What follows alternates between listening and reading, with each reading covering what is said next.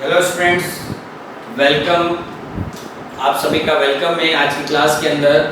और जैसा कि मैंने पहले आपको बताया था कि हम लोग 11th के अंदर कैसे पढ़ाई करने वाले हैं और कौन कौन सा सब्जेक्ट पढ़ेंगे, क्या मार्क्स होंगे, क्या चीज़ें इंपॉर्टेंट है। बेसिक मैंने आइडिया दिया था 11th क्लास को अगर आप स्टार्ट कर रहे हो, कॉमर्स सब्जेक्ट आपने ले लिया है तो कैसे आपको साल में पढ़ाई करनी है। और तभी मैंने बताया था कि अब हमारी ऑनलाइन क्लासेस चलेंगे रेगुलरली।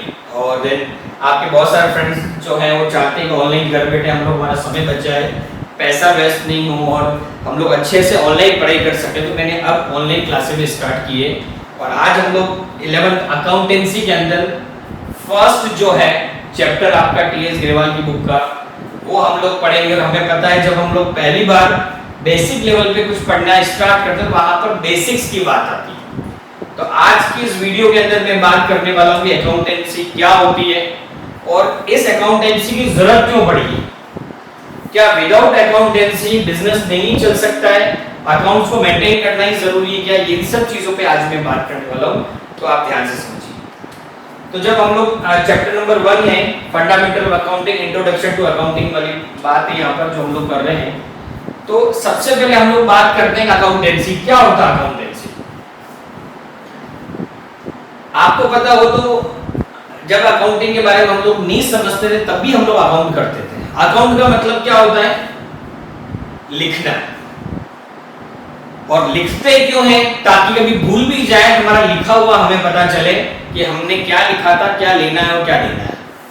इवन आपके घर में आपके सीनियर्स होंगे, उन्होंने नहीं पढ़ेगी फिर भी उनको अकाउंट करना आता है।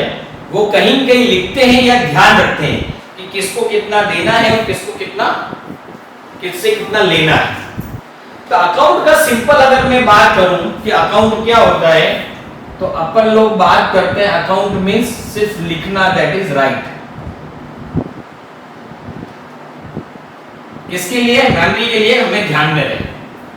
लेकिन वो अकाउंट सिर्फ ध्यान रखने के हिसाब से, हमारे नॉलेज के हिसाब से सही है।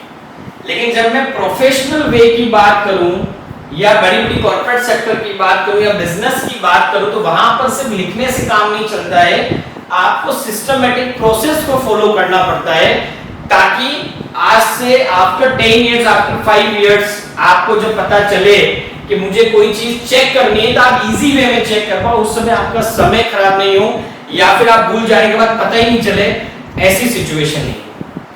तो लिखने में तो नॉर्मल वे में हमारे घर में सभी व्यक्ति, मदर, फादर, ब्रदर, सिस्टर, हम लोग सब लिखते हैं हमारी याददाश्त के लिए, कहाँ पैसा कितना खर्च हुआ है, किससे कितना मिला है, कहाँ से पैसा आया, वो सब चीजें। लेकिन वो अकाउंट नहीं हो सकता है, बिकॉज उसके अंदर कोई रूल्स रेगुलेशन काम नहीं होते हैं, कोई फॉर्मेट, कोई प्रिंसिपल्स हम लोग फॉलो नहीं करते। इसलिए हम उसको लीगल टर्म्स में हम लोग यूज में नहीं ले सकते। लेकिन जब मैं बात करूं अकाउंटेंसी की, तो वहां पर प्रॉपर एक सिस्टमैटिक प्रोसेस है किसी भी चीज को लिखने का, तो वो चीज हम लोगों को ध्यान में रखनी है। जब आप ये बुक पढ़ोगे तो वहां पर बकायदा क्लियर लिखा हुआ है, accounting is the process of recording, classifying, summarising of all financial ledger transaction. क्योंकि अकाउंटेंसी उन्हीं चीजों के लिए बनी है जिस आइटम को मैं फाइनेंशियल टर्म्स में मेजर कर सकता हूं। ऐसा कोई भी आइटम या ऐसी कोई भी चीज या ऐसी कोई भी इंफॉर्मेशन जिसको मैं मनी टर्म्स में मेजर कर सकता हूं, जिससे मैं पैसे के रूप में उसकी वैल्यू में देख सकता हूं, उसी को मैं रिकॉर्ड करूंगा। तो ये चीज हमको ध्यान में रखनी है कि अकाउंट्स के अंदर ओनली फाइनेंशियल नेचर के ट्रांजैक्शन आपके आते हैं। जैसे यहाँ पर बुक में डेफिनेशन लिखी हुई है कि अकाउंटिंग एक प्रोसेस है, और मैंने कहा बिल्कुल प्रोसेस है, क्योंकि प्रोसेस जीरो से शुरू होता है और एंडलेस चलता रहता है हर चीज के अंदर। तो अकाउंट्स का एक प्रोसेस है जिसमें हम लोग क्या करते हैं, जो भी ट्रांजैक्शन हुए, जो भी लेन देन हुए, उनको हम लोग पहले क्या करते हैं, रिकॉर्ड करते हैं। रिकॉर्ड करने के बाद उसको क्लासिफाई करते हैं, क्लासिफाई करने के बाद उसको समराइज करते हैं, देन एनालिसिस और इंटरप्रेट करते हैं और फाइनली उसका रिजल्ट देते हैं।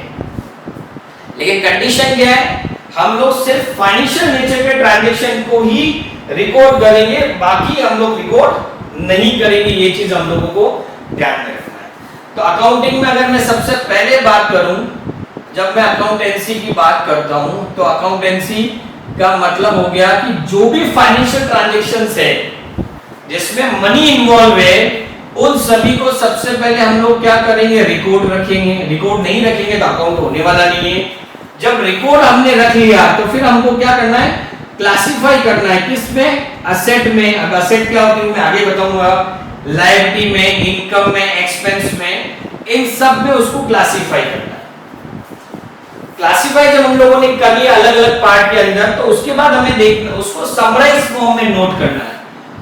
जब आप रिकॉर्ड की बात करते हो तो आप डिटेल नहीं लिख सकते हो, वहां पर आपको समराइज फॉर्म के अंदर लिखना होता है।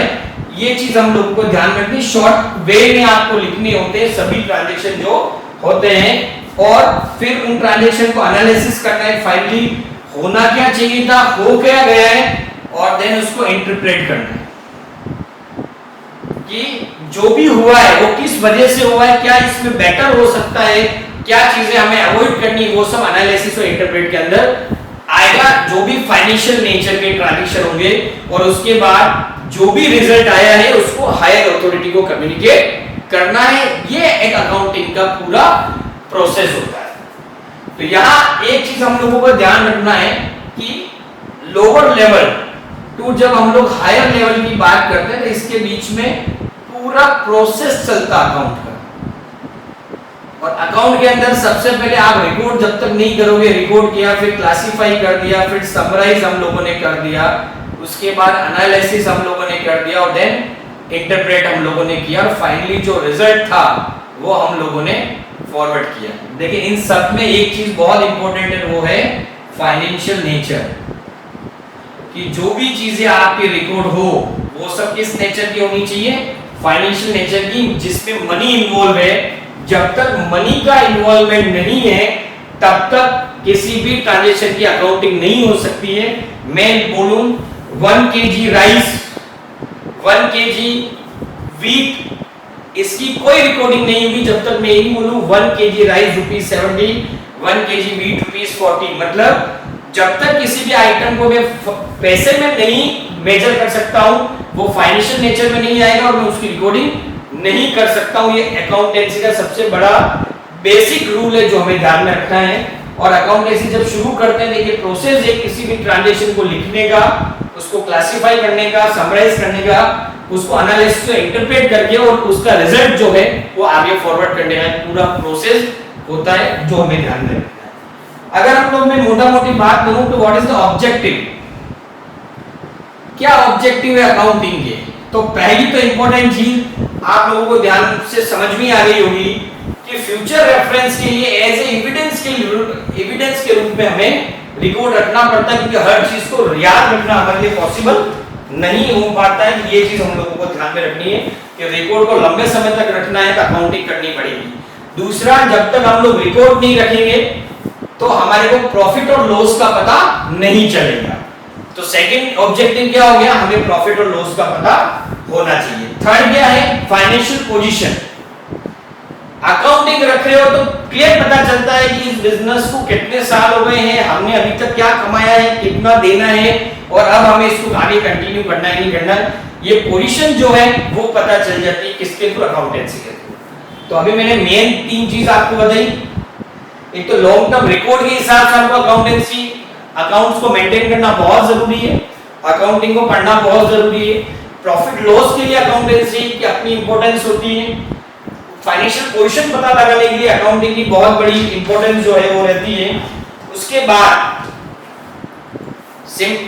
अगर मैं आगे बात करूं नॉर्मली तो मैनेजमेंट के लिए भी अकाउंटिंग है। हमने आगे जब हम लोग पढ़ेंगे कि ब्रांचेस ऑफ अकाउंटिंग, तो वहां पर मैनेजमेंट अकाउंटिंग का पार्ट आएगा कि मैनेजमेंट को कोई काम करना है, कोई टारगेट अचीव करना है, कोई कोर्स ऑफ एक्शन को पूरा करना है, तो उनको इंपॉर्टेंट इंफॉर्मेशन चाहिए, और वो इंफॉर्मेशन कहां से पता चलेगी, आपके अकाउंटिंग के थ्रू पता चलने वाली है। तो ये चीजें बहुत जरूरी है। उसके बाद आगे हम लोग पढ़ने वाले इंटरेस्टेड पार्टीज, कि किन किन को अकाउंटिंग की जरूरत पड़ती है, उन सभी के लिए भी अकाउंटेंसी के रिकॉर्ड होना बहुत जरूरी होता है। तो ये मैंने अभी आपको ऑब्जेक्टिव बताए हैं, लॉन्ग टर्म के लिए, प्रॉफिट लॉस के लिए, फाइनेंशियल पोजीशन के लिए, आउटसाइडर के लिए, मैनेजमेंट के लिए अकाउंटेंसी की अपनी बहुत इंपॉर्टेंस है। तो अभी मैंने आपको क्लियर किया अकाउंटेंसी क्या होता है, किसी चीज को लिखना सिस्टमैटिक तरीके से, इसीलिए हम अकाउंटिंग को प्रोसेस बोलते हैं लोअर से हायर लेवल पे, जिसमें recording, classifying, summarising, analysis, interpreting, ये सब चीजें आती है। लेकिन सबसे इंपॉर्टेंट चीज, हम उन्हीं चीजों को रिकॉर्ड करेंगे जिसको हम फाइनेंशियल टर्म्स में मेजर कर सकते हैं। तो ये चीजें हमको ध्यान में रखनी है। तो बच्चों, आज जो मैंने बेसिक आज की क्लास में आपको क्लियर किया है अकाउंटेंसी क्या होती है और क्या इसके पर्पस है, ऑब्जेक्टिव है, जिसकी वजह से अकाउंटिंग को पढ़ना हमारे लिए इंपॉर्टेंट होता है। तो आई होप आपको समझ में आया होगा। तो और उसके साथ साथ अभी आप सबसे रिक्वेस्ट करूंगा, जो फर्स्ट टाइम मेरी क्लास को अटेंड कर रहे हैं, आप मेरे चैनल को सब्सक्राइब कर लें, बेल आइकन दबा लें और ये वीडियो मैक्सिमम अपने फ्रेंड्स में शेयर करें जो अब अपनी पढ़ाई को ऑनलाइन शुरू करना चाहते हैं और अच्छे से इस साल अच्छे मार्क्स से पास करना चाह रहे हैं। तो फटाफट अपने फ्रेंड्स को ये वीडियो शेयर करें, उनको भी इनवाइट करें ऑनलाइन क्लास को ज्वाइन करने। आपका अपना विनाश।